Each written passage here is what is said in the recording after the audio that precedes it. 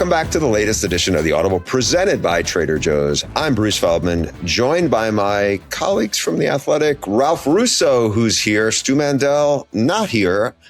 I think I know what that's about. Ralph, first of all, nice of you to join us. As Stu told me over the weekend, he's a little bit old to be one of these dog ate my homework kind of people, isn't he?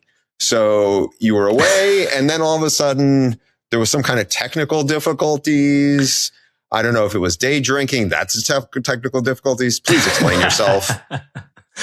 Yeah. So I've been gone a bunch because I've been on assignment. I've been covering basketball. And so that was an excused absence. Last week was not an excused absence. Last week were technical difficulties involving. So you know where I was last week, Bruce? At a bar? I was time traveling. I was in 1998. I went 4 days with no internet connection in our apartment in New York City.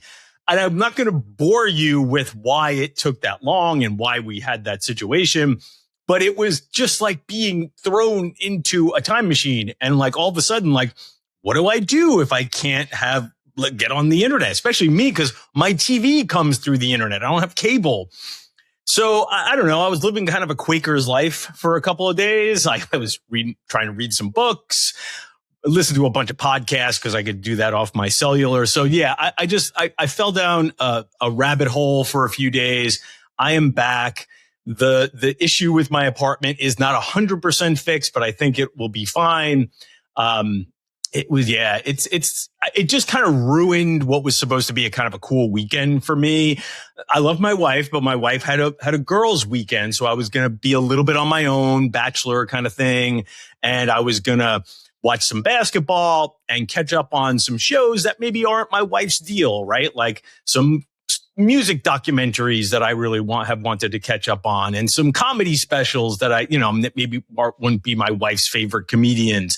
And like, it all went to hell. It was me and the dog and no internet for 4 days, and me trying to figure out ways to watch these damn basketball games. Luckily, a friend of mine threw me a lifeline, and I went to his apartment on Saturday.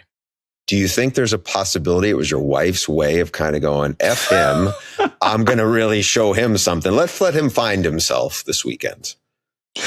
You know, again, like without getting too deep into down the rabbit hole here of like explaining my life, I don't think so. My wife likes, we're both very independent. So I think she would be very happy to like, okay, like, yeah, you do your thing and it'll be nice for you to be home. Plus, like, we don't have to pay for someone to watch the animals. Like, you get to do that this weekend. You get to be the one who like is home alone with them while I'm out having fun. Right. So I don't think she was trying to sabotage me, but, I also can't prove that it was not the case. Yeah, well, it's fun to have these conspiracy theories, Ralph. I don't know where Stu is. Apparently, he's not with us. Maybe he doesn't have any internet right now. I don't know. But he's not here. So you and I are going to have to man the ship today. There's a bunch of stuff to get to. Some of it's in the rules world. Some of it is on the field stuff. You had a great idea that I think will be a fun conversation for later about the programs that we are most intrigued by for the 2026 season. But first, I think we should talk a little bit about the executive order that came down. I don't know if it was over the weekend. I feel like it was a Friday thing. It was Friday. Yeah. It was Friday. So fill us in. Yeah. Yeah, it's executive order number 2 for the Trump administration dealing with college sports. This one had a little more targeted. You could make the argument that had a little more teeth into it. I really don't want to run the whole thing down. What I would say to you, good folks, our good listeners and viewers, is when something like this happens, we get a whole bunch of folks on social media going, well, this isn't going to be legal and there are going to be more lawsuits and to which I would just say, none of this goes into effect, if it ever will go into effect, for another 5 months. I would not waste a lot of brain power trying to figure out whether this is legal and whether it would have legal durability and would it be shot down by this lawsuit or that. I think mostly what the Trump administration is trying to do is say, this issue is something of a priority for me. I feel like it's a big enough issue. I think it's a winning issue to a certain degree. And here are the ideas I have gathered through my roundtable a couple of weeks ago, which had some good people on there and some people you went like, oh, what is Bryson DeChambeau doing here? Anyway, like I think it was a vehicle to create like some ideas and basically nudge Congress a little bit. The Senate and the House of Representatives say, hey, you know, here are some things that I think you should be working on that get this thing across the line. And now you have the president of the United States sort of like giving you a nudge to say like, yeah, it's a priority to me too. So especially Republicans, because, you know, we're supposed to be all on board here on the same team. Maybe try working on this stuff and let's try to get something passed before the summer recess here and we go into an election season where nothing's going to get done. So again, like I guess don't worry so much about what's in it and whether it be legal and it's enforceable and this and that, the other thing. I think mostly it was just something to be a catalyst, another front on the battle for, you know, saving college sports, whatever you want to say, and a vehicle to maybe move things along in Washington. Do you think it actually will, given the climate of Washington? There's a lot of, I would say, more important things going on in the world right now than this issue. Yeah, that one I can't. I'm not sure. I think I talk to a lot of people who want to be optimistic on this front, on the topic of getting a federal law that would help college sports, whether it's just a narrow thing that deals with eligibility and transfers, which I think are the two number one issues as well. If you could just figure those two out, I think the college sports would be 1,000 times better. But whether there is a potential solution in Washington, again, like I hear from a lot of people sort of within the ecosystem who think, yes, we can get there. But I've been hearing that for so long with nothing getting there that my instinct is, I don't know, man. Like I'll believe it when I see it. Yeah, that's kind of where I land on it too, is what you just said. I'll believe it when I see it. Something else that was, I would say, related to the politicalization of college athletics right now. A heavy hitter in college sports who has emerged in college football, I would say in the last like 3 years, former Texas Tech offensive lineman turned billionaire, Cody Campbell, has had as much to do with Texas Tech making the playoff last year and really changing its football course and really his athletic department course as any person. Has gotten into a little bit of a dust-up with Brett Yormark, the Big 12 commissioner. What do you make of this? Were you surprised? I mean, these are the two driving forces in the Big 12, one on the macro, one on the micro, if you will. But maybe it's the reverse and who's macro and who's micro here. Yeah. So the issue essentially is the Texas Tech Houston. I think it's their opener, season opener, or maybe it's the Big 12 opener. I should know that. Anyway, the Texas Tech Houston game is going to be played on a Friday night, is scheduled to be played on a Friday night, which is, makes some sense, right? It's a big platform game. You put it on Fox and it gets a lot of eyeballs. It's not up against as much competition, to be honest. Yeah, totally. I can totally get that. But I also get, if you're a Texas Tech folk, like Cody Campbell is, he's on the board there, you're going, wait a second. Like, I think that game's in Houston too. Our fans have to drive very far. I have to look that up now. Our fans have to drive very far to get to games, to get all the way across the state. It's not fair to them to make them do this travel on a Friday. Not to mention the old trope of like, and I know some people take this more seriously than others. I will reveal myself which side I am. Friday is for high school football, right? Especially in Texas. So I don't know, Bruce, like I'd be interested in this. Well, let me just say this. There was something like Brett Yormark basically came out and said Cody Campbell doesn't run the Big 12. And I think there are some people who go, are you sure? Just like you said, I don't think Cody Campbell does run the Big 12, but he is very influential. And I think, I don't know, for me, I was kind of happy to see Brett push him back a little bit. Not because Cody needs to be like, swatted on the nose like a puppy. I just think that like it's it's not meaningless that like Yormark was able to sort of bow up and say, hey man, like you don't make every decision around here. You don't get everything you want.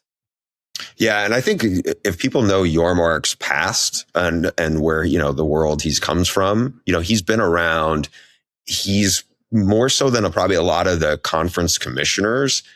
He came from the NBA world. He came from the music world. I think he's been around a lot of very strong personalities before. And so I think probably as much as anybody who is working in college sports at a high level, I think he's probably one of those people who's like, all right, I've seen these kinds of dynamics, how they work, how I want them to be handled. Selfishly, I mean, as somebody who works on Friday night studio shows, I would love to see that game in Friday night, but I have no say so in it. But I do want to at least put that out there as like, oh yeah, I've used the term "don't have a dog in the fight." I feel like in this one, I personally do, just because selfishly, I would like to see it there, but no one cares what I think. I'm going to offer an unpopular opinion in my circles here, but understand, like, I get it's unpopular, but I want to hear what you have to say about this. I grew up in a part of the country where Friday nights were not for high school football. No, New York City, there are games that get played on Fridays, but like a lot of people don't care, right? Like the parents show up to games. We're not like stopping everything for high school football in New York City. I played at a school that played on Sunday mornings. It's varsity games. We played on Sunday mornings were our varsity high school football games. So understand that this is a cultural thing. And I've lived in different parts of the country where high school football is a much bigger deal, but it just doesn't. And I don't want to crap all over high school football, but man, like this, we got to protect high school football. This, again, we talk about like I was in a time machine. I was living in 1998. I think that's kind of a 1998 thing. Like that ship has way sailed. There are good viewing spots on viewership spots and TV windows on Friday nights. Having a game to yourself, as you said, we're a bigger audience. So like, I don't know, like I understand, like I just don't get the high school football thing the same way others do. But I also feel like we just got to get past that thing. Like they're going to play college games on Friday night. They're going to play big college games on Friday night. And there are some benefits to playing big college games on Friday night. Am I being insensitive here? Am I being just a Yankee from the Northeast? Yeah, I think to a lot of folks, it's those Friday night games are sacred because it's so much a part of how they're, you think about smaller towns and how they operate and how they revolve around Friday night high school football. But I think you hit on a probably more relevant point to them is it's really has as much to do with like a logistics of, getting people to the games. And it's an inconvenience for those Friday nights. Now, look, people don't want, I've heard plenty about how people don't want the noon games, or whatever, because the tailgating issues, you're not going to please everybody. But I think at the end of the day, it is what is driving the most TV eyeballs, because there's a lot of money in the TV contracts and the logistics of managing that to the best ability of the people who are spending the money is the bottom line in this. You cannot, as you said, you cannot please everybody, and nor will you. And I do understand this idea of like, hey, maybe don't load up on Friday night games for like this. This goes on in the Big Ten. The Big Ten is part of these big Friday night games. Not everybody in the Big Ten.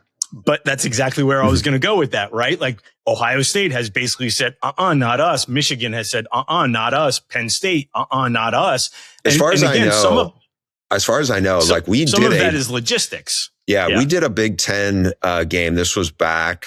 They played at Northwestern. It was, I want to say it was about 6 years ago. Who's they? Ohio State. Ohio State played at Northwestern. Ohio State, yes. But short of that, like you said, Michigan not doing it. Oregon does plenty of them. I do remember at one point, this is not to hijack the conversation, in the earlier FS1 days, we got pretty big numbers on like an Oregon Cal game. And remember there was discussions about like how the Pac-12 needs to lean into Friday night the way the ACC leaned into Thursday nights once upon a time when Virginia Tech in the 90s was doing.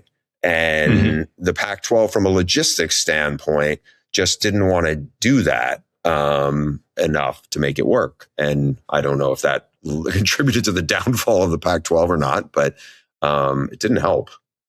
And the Big 12 is, I think, in that boat now, right? And I understand, like, listen, they're going to get some of their games on occasionally a Thursday and some Fridays. And I understand you in some ways might feel like you're being relegated because Saturdays are for college football.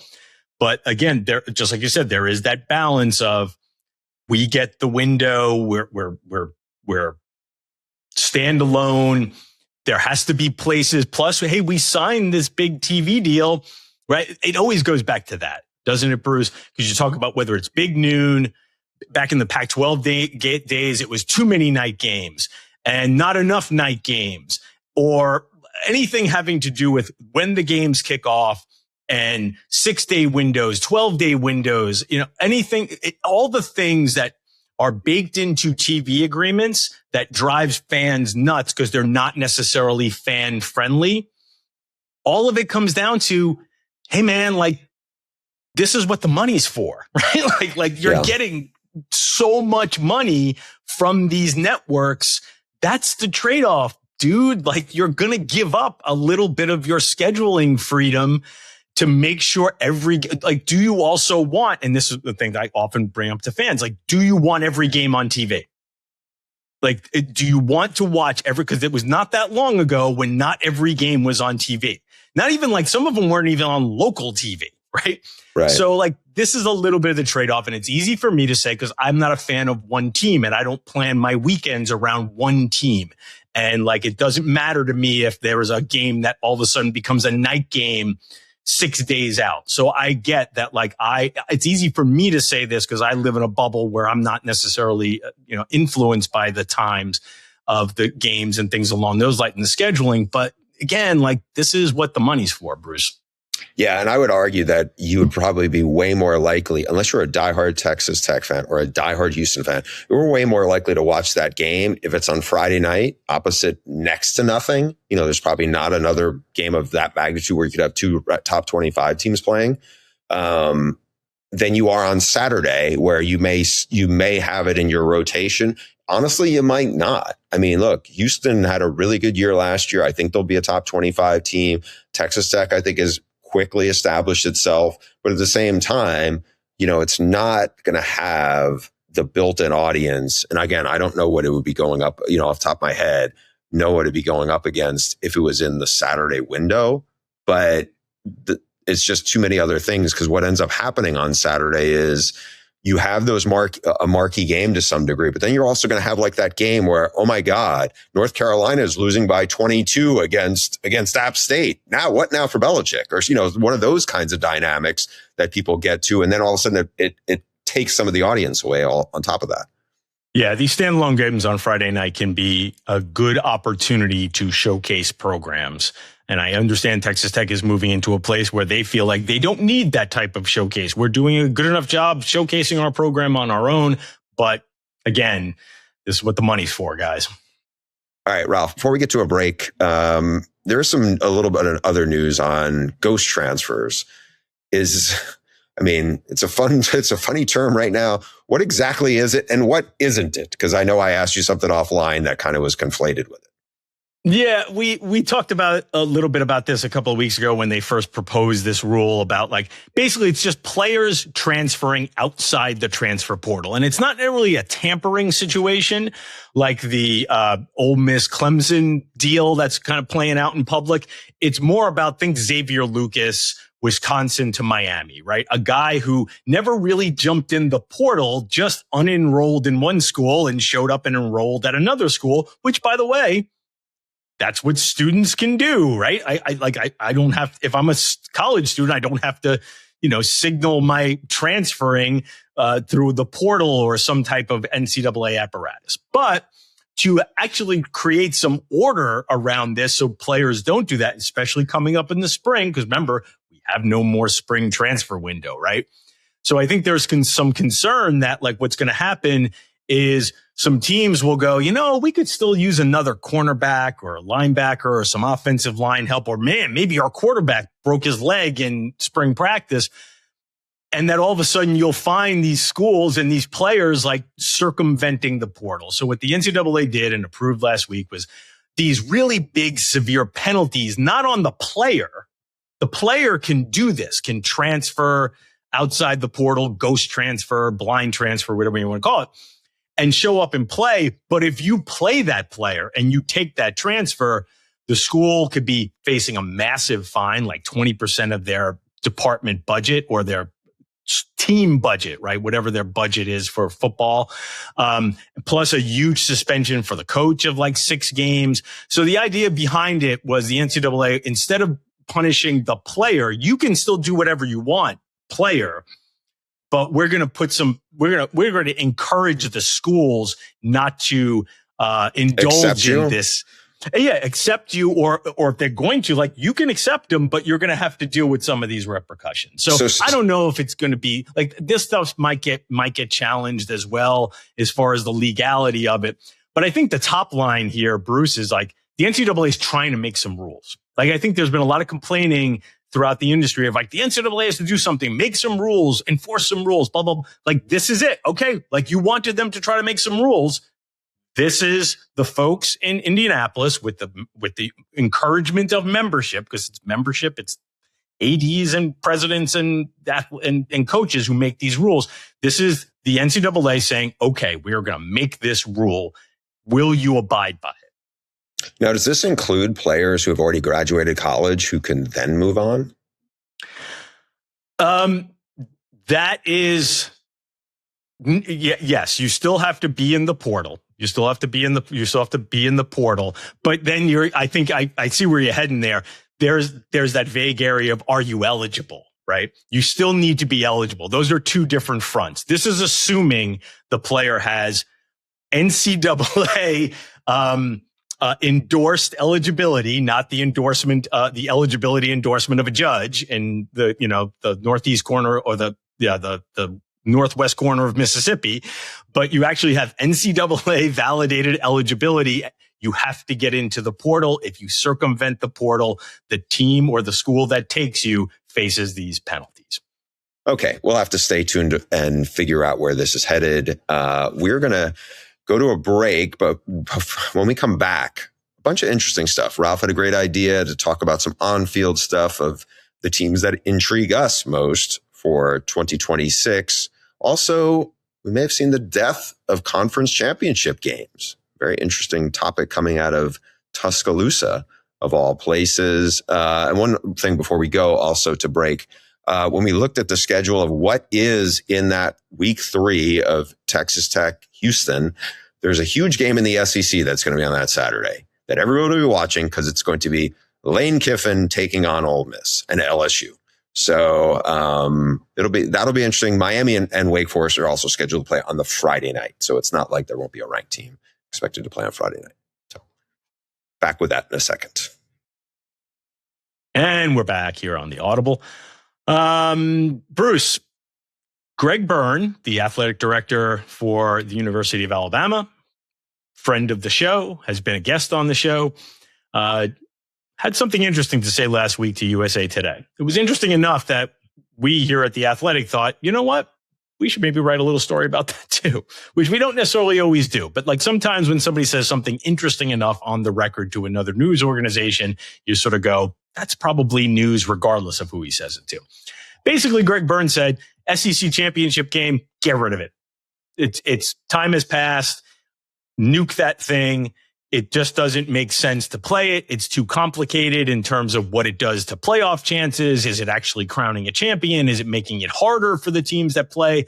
Are you motivated? We've heard this too, right? We've heard coaches say, Kirby Smart, Lane Kiffin, is it worth making this game? Are we better off not making this game and still making the playoff? So listen, that doesn't mean it's going to end tomorrow.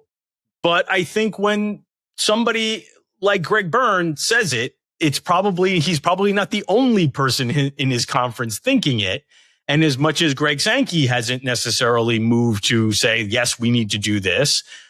Again, I think it's not insignificant that a high-powered AD at a prominent school would say, let's nuke our championship game, especially considering the SEC championship game was the first at this level of college football and is something of an institution, Bruce. It is. And look, Greg Byrne has also pointed out that, hey, Ohio State, Texas game, everybody wanted to see that. That, it's a lot of people's eyes. That was a loss that Texas got, that if they don't play that game, they're probably in the playoff last year, right? So I think it's the pool of just making the road not as hard to get to the big playoff, especially if the playoff keeps, does expand. I think there's part of that. I mean, look, when you were saying that about the challenges that come with a conference title game, I remember thinking back to Carson Beck got hurt in the SEC title game, right? And that's where Gunnar Stockton jumped in. I don't know if that doesn't happen. Does Georgia, win the playoff? I mean, it's a stretch to think that, but you never know. It's one more. Hey, if they had Carson Beck, that might have been a different result against Notre Dame. I think that's fair to say, regardless of how that Notre Dame game played out. It's fair to say that it could be a different they only result. Scored 6 points in that game. It was like 17-6. So you would think their offense would have been a little better, but who knows? But again, this kind of crosshairs of TV gets a lot of money from those conference championship games, right? And I know that Tony Petitti on the Big Ten side, he is more of the mind of like into the NFL world and how that structure is than the traditional college football world. So this is going to be interesting to watch this hashed out between the TV networks who are paying a lot of money for their conferences and the leadership of those conferences. Yeah, 23-10, by the way, just to be on the record correct here, was the Notre Dame Georgia playoff score. Yeah, 23-10. That's the other interesting part of that, Bruce, is just what you said. We have this tug of war right now with the college football playoff structure and format. Big Ten wants 24. The SEC wants 16. Byrne still said he supports 16. If you got rid of a conference championship game, maybe you can start the playoff a little sooner. So you're replacing the conference championship weekend with playoff games. As I said on Twitter, we're going to replace Alabama, Georgia with, Kansas State, South Carolina. I don't know if a television network thinks that's a straight up even deal, right? I think they might be a little less enthusiastic about that. But regardless of whether you're going to do it, I think it is an interesting window to say, the Big Ten's been pushing getting rid of this conference championship games with their 2014 model, even after they had a 19 million viewer Big Ten championship game, 1 versus 2 games. They're pushing towards this. I think it gives signs that in the SEC that maybe they're not so far apart. Maybe the commissioners are, but maybe there are people within the SEC that are not so far apart. We're not so far removed from the idea of 2014 playoff. Maybe that might not be a bad idea. I might have to, I get one of those spots as opposed to being left out of them. So I think we're too far away from, as you said, structurally dialing back the sport and all the financial ramifications with getting rid of the championship games to just say, bang, we're getting rid of them next year. But I think there's a lot of folks from a competitive standpoint who are thinking that game is not worth, the juice is not worth the squeeze with that game competitively. All right. Well, this is going to be a fascinating little subplot into the power brokers of college football. And we will take a quick break and get back to some on-field stuff. All right, we're back and let's talk some ball. Our off seasons are really dominated by the off the field stuff. But we are transitioning. It's spring practice, though that doesn't get as much pub as it used to because of just the nature of college football. Let's talk some football. So I texted Bruce last night, this morning, I can't remember what it was, when we were preparing for the show. Here's a good segment.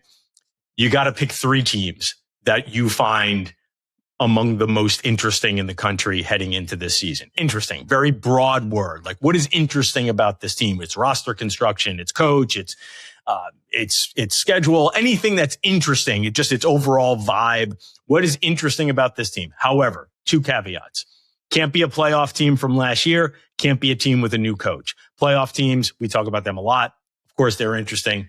New coaches, of course, every school with a new coach is kind of interesting. So I need non-new coaches, new head coaches, and non-playoff teams. Those are off the table. I take those off the table. Bruce and I are going to volley back and forth here, 3 apiece. Give me one of your teams that you find super interesting heading into the 2026 season. And why. First of all, Ralph, I love this idea. I'm glad your wife wiped out the internet for 4 days and left you to get creative. I had nothing to do. Thank you to her. But think about the podcast. She helped the podcast out immensely, even if she probably didn't do wonders for your mental health. Very good. Okay. So I am going to take a team that, man, it feels like they've been spinning their wheels for a little while, but now there's some array of optimism in Los Angeles, and that's at USC. And the biggest reason is Lincoln Riley signed the #1 recruiting class in the country. A lot of those guys are already in spring ball in the program, have created some good buzz, right? I think that helps infusion of talent. Jaden Mayava, the quarterback, has a lot of experience. We know Lincoln Riley does have to replace Mekhi Lemon and Jacoby Lane, but there's still some really good young players. The other thing that's really intriguing to me, more than just interesting, Gary Patterson is there. We know Gary Patterson is a brilliant defensive coach, right? We've all seen the statue outside the stadium. He's really smart. How he fits with Lincoln Riley, I don't know if Lincoln's technically his boss. I don't know how that dynamic's going to play out, in terms of what GP wants every day at practice to see and do compared to how it fits with Lincoln. Will be fascinating to see that. I think they're definitely, they won 9 games last year. I think they are more talented given the infusion of young talent. But again, it's newcomers and first-year guys, a lot of them. And then you get to the schedule. And the schedule is way harder than it was in the past few years since they've been in the Big Ten. They got to play Ohio State. They got to play Oregon. They also got to go to Indiana. That game looks way harder than it would have when they entered right. the Big Ten. These are the defending national champs.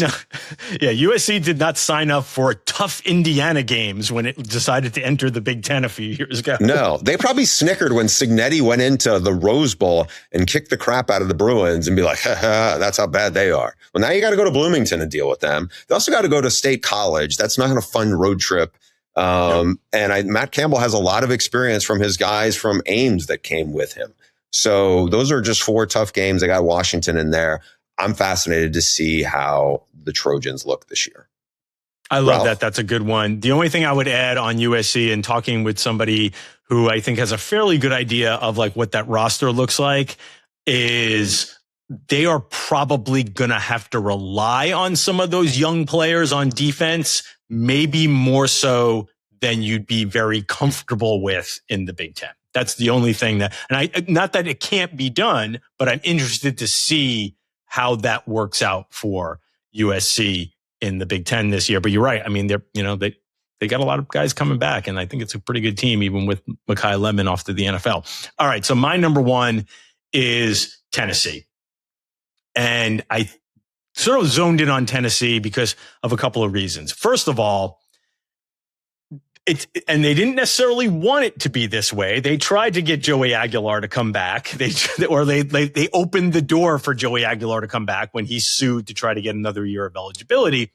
But Tennessee has an old school quarterback battle between a freshman in Faison Brandon and George McIntyre, right? Yeah, George McIntyre, the redshirt freshman, both highly recruited guys. McIntyre, I believe, is a local kid.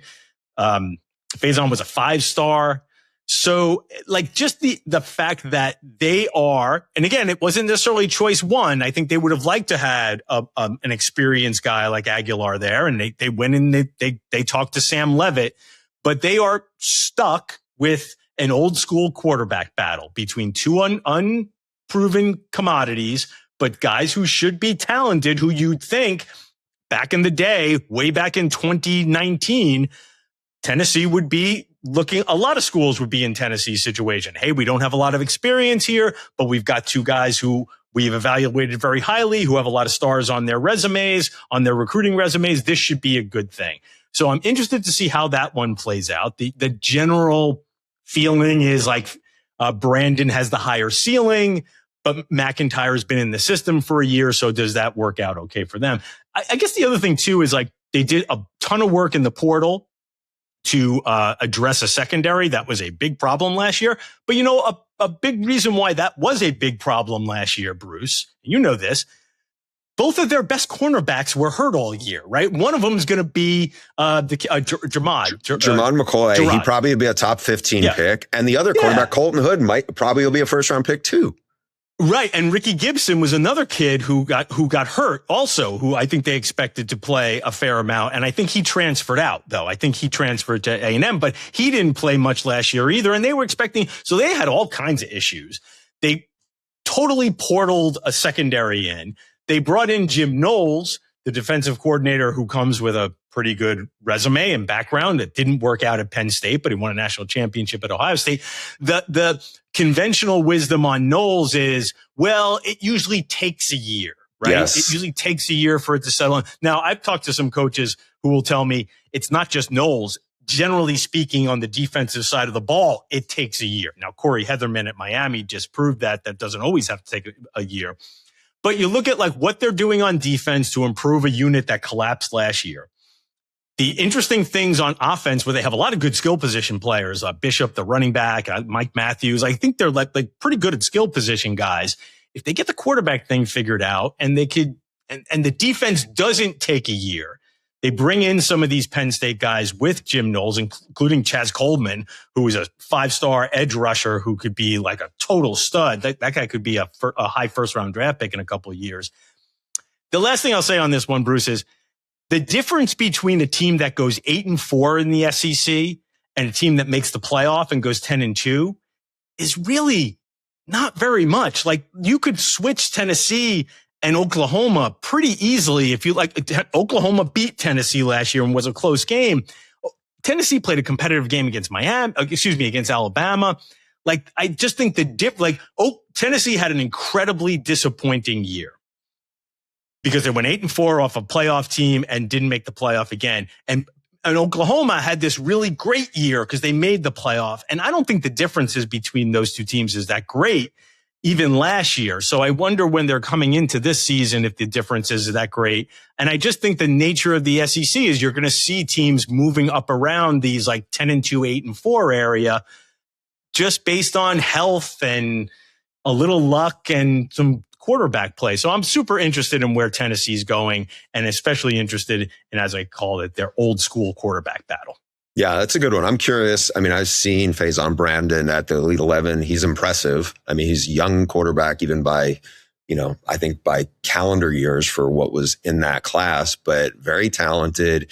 And I think it bodes well just because Josh Heupel feels like he's always gotten something out of the quarterback spot, right? Whoever's gone there. Yeah, even Aguilar last year, he led the SEC, I think, in passer rating. Like he wasn't bad. He turned it over too much and he was a little careless, but like it wasn't a disastrous year from the quarterback position. They had bigger issues on the defensive side of the ball. Yeah.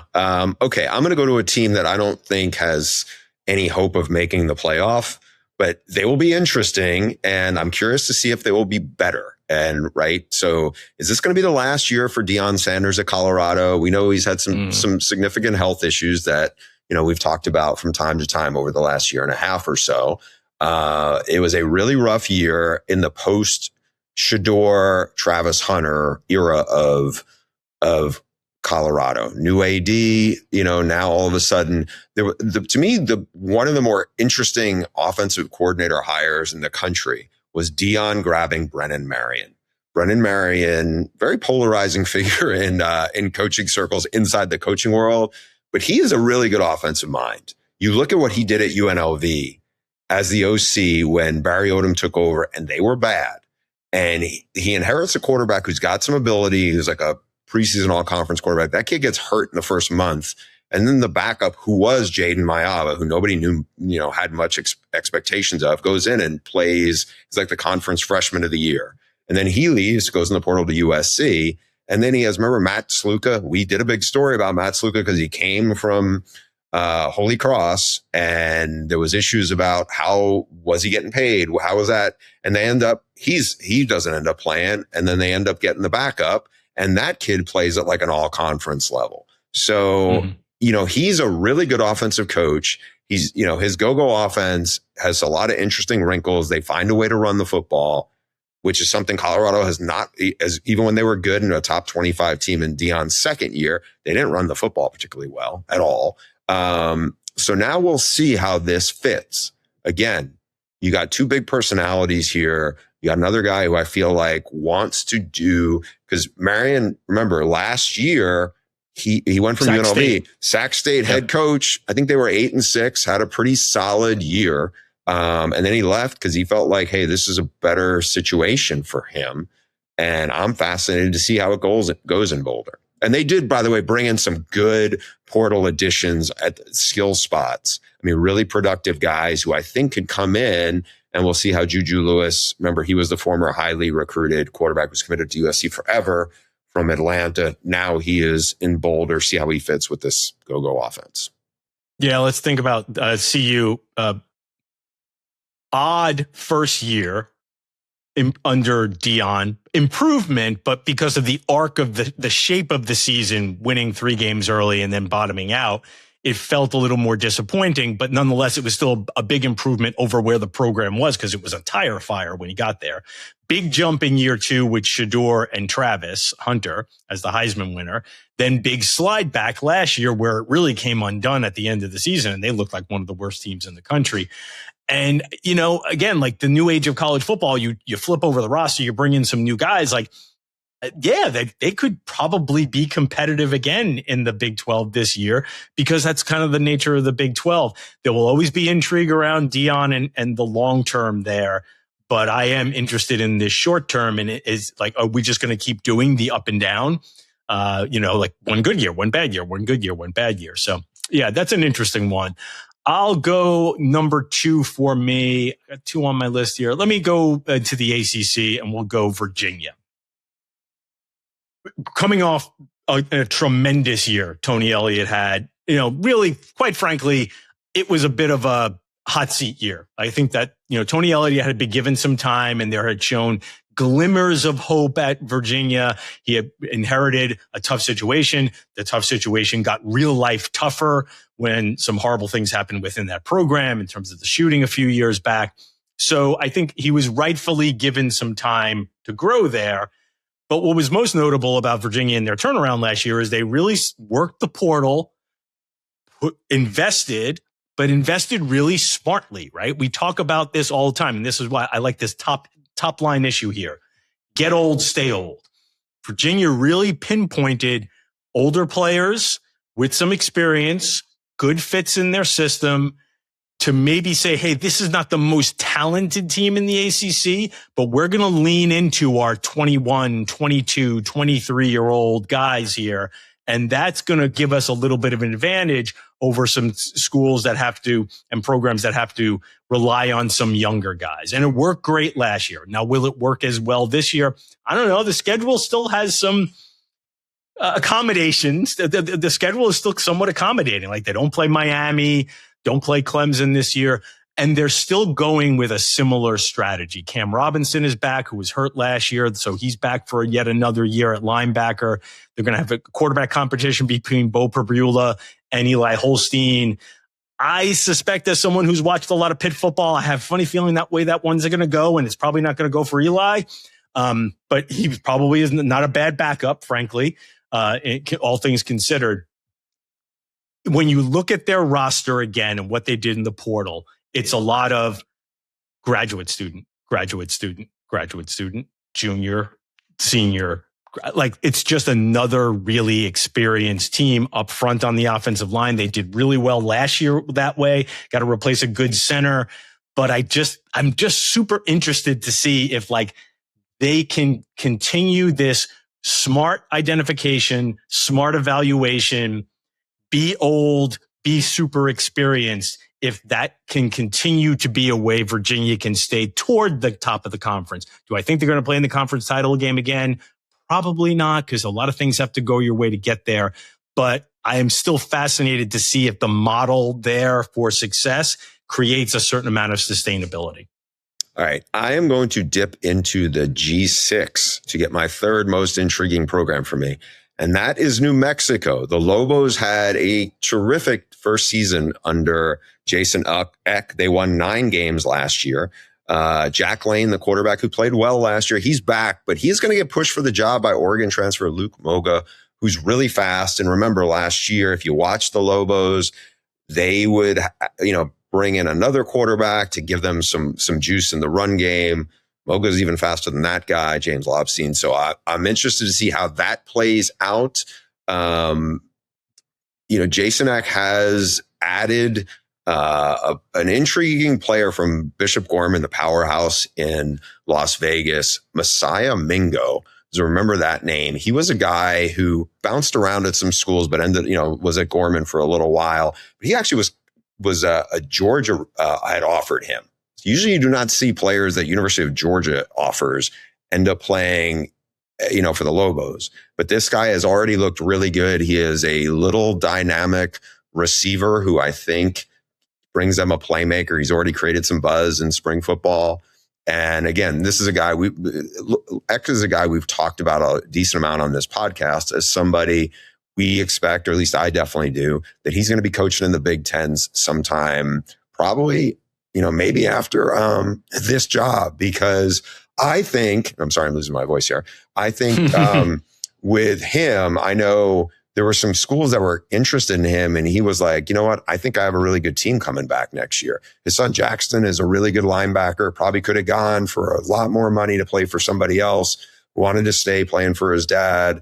I think this is a good team. I would not be surprised if you see them pop into the top 25. I think they play Oklahoma in week 3 or week 4, but I think they'll be one of the best G6 programs out there, and keep an eye on them. They should be fun to watch.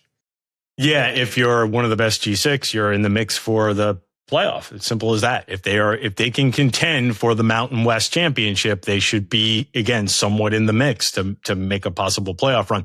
All right, so this was sort of a coincidence, not entirely, that I followed up the New Mexico with Jason Eck with my number 3 intriguing team on this list, and that's Wisconsin. Because when we talk about where Jason Eck could end up next, well, he is a Wisconsin grad, right? And Wisconsin is heading into a season with Luke Fickell where it's very much make or break. I don't think anybody is under any delusions in Madison that Luke Fickell got an extra year. It has not gone well there, but he got an extra year because there was an acknowledgement by the athletic director and the administration that, hey, we haven't been investing enough in our players. We're going to instead of paying you a buyout, we're going to invest more in the roster here. We're going to give you a better chance to show us how you can coach with better players, and we'll see how that works out. Well, it's pretty interesting to figure out how that's going to work out. Massive turnover on this roster. Like the offense, Colton Joseph is the headliner, the Old Dominion quarterback. Abu Sama from Iowa State is in there, an explosive running back. But the whole offense is just different. They went back to their old, ground and pound days last year. At least they tried to, but they didn't really have the personnel to do it, with Jeff Grimes as the offensive coordinator coming in there. So there's a lot of pressure on Luke Fickell. I didn't want to make all my picks about like hot seat coaches, but this is clearly one where what's the standard for success at Wisconsin, right? In other words, like, will a small step forward this year? They don't have nearly as tough a schedule as they had last year. If the offense clicks and there's a small step forward to, let's say, 6 or 7 wins, is that enough to say, okay, we're back on the right track? We're maybe not at the top of the Big Ten, but I could see how we're going to get to the top of the Big Ten. Pretty good defense, right? Mason Posa, the freshman linebacker. The other kid's name is escaping me. Catalano, yes. Catalano is the other freshman linebacker there. So a good base to build around. But again, a lot of turnover on defense too. They brought in like 35 transfers. Now they hope that this makes for a better team because they had more money to get better transfers. Again, we'll see how it all works out in Wisconsin. I'm fascinated because again, it's not just Luke Fickell's on the hot seat, win or go home, or we're going to fire you. Like, it'll be very obvious. If they're 5-7, 4-8, and they really don't look much better than last year, it's just going to happen. They're going to fire him. They're going to move on. But what I wonder is, can they make a step forward against a slightly more accommodating schedule? And that does that give them renewed confidence in Fickell to say, okay, we're finally supporting you. You did okay the first year around here. Let's see if we can continue this track and not necessarily blow you out of here and look for a new coach. So yeah, I'm definitely interested to see what happens with Wisconsin. And again, last year they had a bear of a schedule. It seemed like every week they were playing a top 10 team. That has subsided this year. They're not quite as much pressure as they were schedule-wise into 2026. I like that pick. I will say this. I would not be surprised if Mason Posa ends up winning the Butkus Award in the next couple of years. I mean, he was that impressive in the last month of the season. Big recruit, could have gone to Oregon, decided to go there to Madison. I mean, he was super impressive. Colton Joseph is the wild card of all this to me.